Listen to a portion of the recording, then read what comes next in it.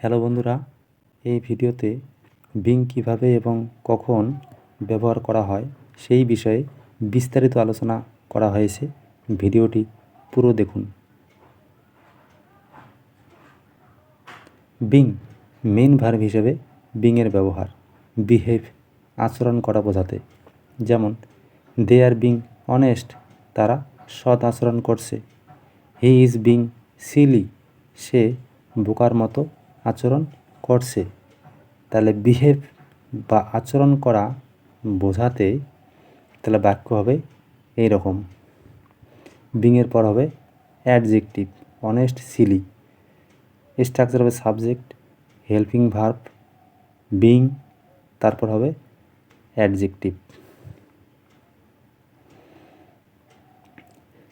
Being এখানে main verb হিসেবে বিংয়ের ব্যবহার বিহেভ আচরণ করা বোঝাতে। যেমন এখানে কোশ্চেন আছে, why are you being rude, তুমি অভদ্রের মতো আচরণ করছো কেন? Why are you being rude, তুমি অভদ্রের মতো আচরণ করছো কেন? Why are you being crazy, তুমি উন্মাদের মতো আচরণ করছো কেন? Why are you being crazy, তুমি উন্মাদের মতো আচরণ করছো কেন? তাহলে এখানেও তাই, বিংয়ের পর কিন্তু অ্যাডজেক্টিভের ব্যবহার আছে। বিং এখানে হয়ে অর্থে বিংয়ের ব্যবহার পার্টিসিপল হিসেবে। যেমন being a friend you should help him, বন্ধু হয়ে তোমার তাকে সাহায্য করা উচিত। Being a friend you should help him, বন্ধু হয়ে তোমার তাকে সাহায্য করা উচিত।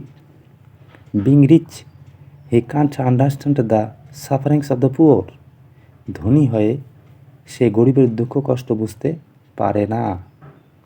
Being rich he can't understand the sufferings of the poor. Being হয়ে পার্টিসিপল হিসেবে। Being afraid of the case he has gone away, এই ঘটনায় ভীত হয়ে সে চলে গেছে। Being afraid of the case he has gone away, এই ঘটনায় ভীত হয়ে সে চলে গেছে।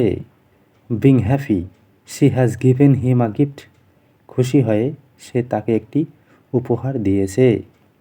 Being happy she has given him a gift, এখানে বিংয়ের পরে কিন্তু অ্যাডজেক্টিভ অ্যাফ্রেড হ্যাপি এগুলো কিন্তু অ্যাডজেক্টিভ। বিং মানে হওয়া, জিরান্ড হিসেবে বিংয়ের ব্যবহার। দেখুন, my aim is being a teacher, আমার লক্ষ্য একজন শিক্ষক হওয়া। My aim is being a teacher, আমার লক্ষ্য একজন শিক্ষক হওয়া। His dream is being a successful person, তার স্বপ্ন একজন সফল ব্যক্তি হওয়া।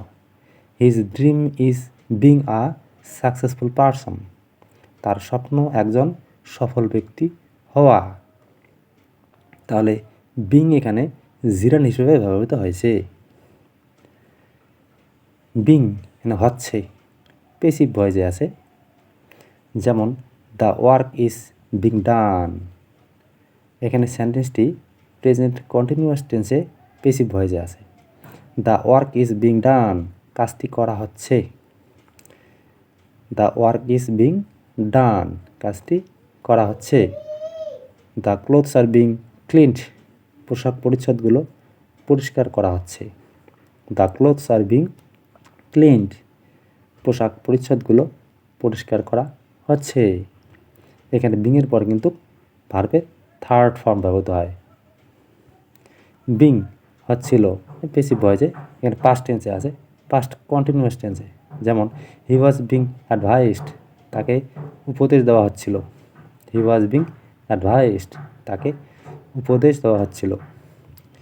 দে ওয়ার বিং টট ইংলিশ, তাদেরকে ইংরেজি শেখানো হচ্ছিল। They were being taught English, তাদেরকে ইংরেজি শেখানো হচ্ছিল। এখানে কিন্তু বিংয়ের পর ভার্বের থার্ড ফর্ম ব্যবহৃত হবে, কারণ ভয়েস চেঞ্জে সবসময় থার্ড ফর্ম ব্যবহৃত হয় ভার্বের। আশা করি তোমরা সকলে বিংয়ের বিভিন্ন ধরনের ব্যবহার বুঝতে পেরেছ। ভিডিওটি ভালো লাগলে লাইক, শেয়ার, কমেন্ট এবং চ্যানেলটি সাবস্ক্রাইব করুন। Thanks for watching.